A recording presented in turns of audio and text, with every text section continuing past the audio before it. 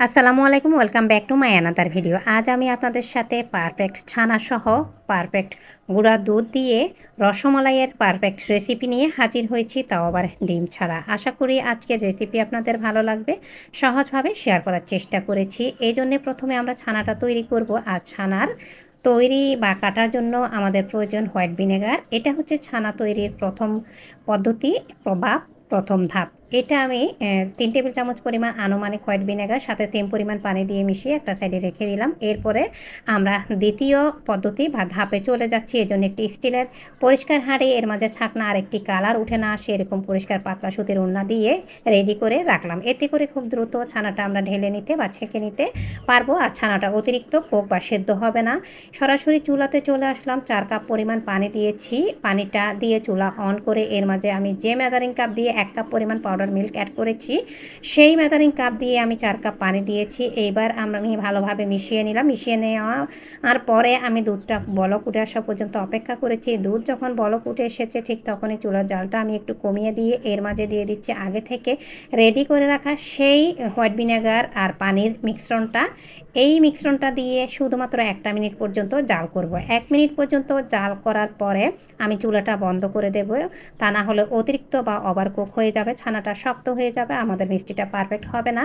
ছানা আসলে যদি ভালো না হয় কোনো মিষ্টি কখনোই পারফেক্ট হয় না। এই পারফেক্ট ছানার রেসিপি অলরেডি আমি আপনাদের সাথে শেয়ার করেছি, আপনারা চাইলে দেখে নিতে পারেন। যখন দুধ থেকে ছানাটা আলাদা হয়ে এইভাবে সবুজ পানি ছাড়তে শুরু করবে ঠিক তখনই বুঝে নিতে হবে আমাদের ছানাটা একদমই পারফেক্ট হয়ে গিয়েছে। এইবার খুব দ্রুত আমরা ছানাটা নিয়ে সরাসরি আগে থেকে রেডি করে রাখা সেই পরিষ্কার সুতির ওড়নার মাঝে ঢেলে দিচ্ছি। আর সাথে সঙ্গে সঙ্গে ঠান্ডা পানি দিয়ে আমরা ধুয়ে নিচ্ছি, কারণ এর মাঝে আমরা হোয়াইট ভিনেগারটা ব্যবহার করেছি। সাথে অতিরিক্ত গরমের ছানাটা কিন্তু সেদ্ধ হয়ে যাবে আর শক্ত হয়ে যাবে। এতে করে পরবর্তী সময়ে আমরা মিষ্টি থেকে শুরু করে এই ছানা দিয়ে যে কোনো রেসিপি তৈরি করলে বা মিষ্টি তৈরি করলে সেটা শক্ত হয়ে যাওয়ার সম্ভাবনা থাকবে আর পারফেক্ট হবে না। আমি খুব দ্রুত ভালোভাবে ধুয়ে নিয়েছি। ধুয়ে নেওয়া হয়ে গেলে এইবার আমি পানিটা আলতোভাবে নিংড়ে নিচ্ছি। নিংড়ে এই পরিষ্কার সুতির ওড়না বা কাপড়ে এইভাবে আমি জড়িয়ে পাশে রেখে দেব শুধুমাত্র 1 ঘন্টার জন্য। এতে করে এর মাঝে যে অতিরিক্ত পানিটা রয়েছে সেটাও অতিরিক্ত পানিটাও কিন্তু স্যুপ করে নেবে এই কাপড়টা। এই তো আলতোভাবে চেপে এর মাঝে কিন্তু আমি একটা সাইডে রেখে দিচ্ছি। আর আপনারা চাইলে কোথাও ঝুলিয়েও রাখতে পারেন। এইভাবে রেখে দিয়ে আমরা ফিরে আসছি শুধুমাত্র 1 ঘন্টার জন্য।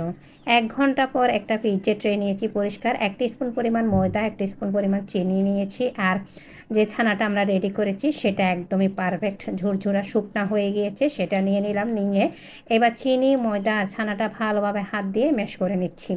এমনভাবে ম্যাশ করে নিতে হবে বা মুথে নিতে হবে যাতে করে ছানার মাঝে কোনো প্রকার দানাদার অংশ বা গুটি গুটি না থাকে। ভালোভাবে মিশিয়ে নেওয়া হয়ে গেলে এবার আমরা লম্বালম্বিভাবে করে নিচ্ছি ছানাটা। মাশাআল্লাহ, এই ছানা দিয়ে যদি আপনারা পারফেক্টভাবে যে কোনো মিষ্টি তৈরি করেন সেক্ষেত্রে কিন্তু আপনাদের যে কোনো মিষ্টি অবশ্যই পারফেক্ট হবে।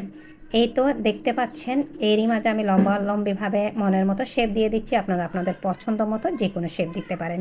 আসলে আপনারা যে কেউ এই ভিডিও দেখার পর যদি এইভাবে গুঁড়ো দুধের ছানা তৈরি করে আপনারা পারফেক্ট রসমালাই তৈরি করেন তাহলে দোকান থেকে আমাদের আর চড়ার দামে কিনে খেতে হবে না। একে একে আমি সব ছানা তৈরি করেছি।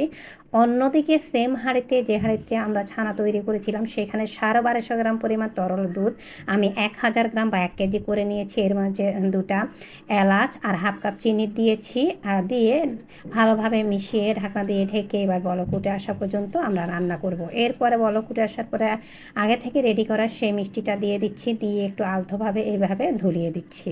এরপরে ঢাকনা দিয়ে আমি ঢেকে এখান থেকে সরে যাব না, দাঁড়িয়ে থেকে যতক্ষণ না পর্যন্ত ভালোভাবে আমাদের মিষ্টিটা কোক না হয় ততক্ষণ আমরা রান্না করে নেব। যখন দেখবেন আপনার হাঁড়ি থেকে উপচে পড়ে যাচ্ছে তখনই ঢাকনাটা একবার উঠিয়ে আবার ঢাকনা দিবেন। এইভাবে 10 মিনিট পর্যন্ত আমি রান্না করেছি। আর দুধ থেকে আমি সেই মিষ্টিটা উঠিয়ে বা সরিয়ে রেখেছি। এরপরে অতিরিক্ত দুধটা আমি রান্না করে বা জাল করে কমিয়ে নিয়েছি। জাল করে কমিয়ে নেওয়ার পরে এর মাঝে আমি যে মিষ্টিটা উঠিয়ে রেখেছি সেটা দিয়ে এইভাবে রেখে দেব আমি সারা রাতের জন্য। এইবার আমরা সারা রাত পর্যন্ত রেস্টে রেখে এই পারফেক্ট গুঁড়া দুধের ছানার মিষ্টিটা পরের দিন আপনাদের সাথে শেয়ার করছি। এরই মাঝে কিন্তু আমাদের এই ছানার মিষ্টিটা, গুঁড়া দুধের ছানার মিষ্টিটা কিন্তু অলরেডি খাওয়া হয়ে গিয়েছে অর্ধেকটা, বাকি অর্ধেকটা আপনাদের সাথে শেয়ার করছি। মাশাআল্লাহ মাশাআল্লাহ, দোকানের চাইতে পারফেক্ট হয়েছে। আশা করি আমার আজকের রেসিপি আপনাদের ভালো লেগেছে। আর আপনাদের সাথে শেয়ার করতে করতে ভেঙে দেখাতে দেখাতে এখান থেকেই বিদায় নিচ্ছি। সবাই ভালো থাকবেন, সুস্থ থাকবেন, নিরাপদে থাকবেন। আসসালামু আলাইকুম।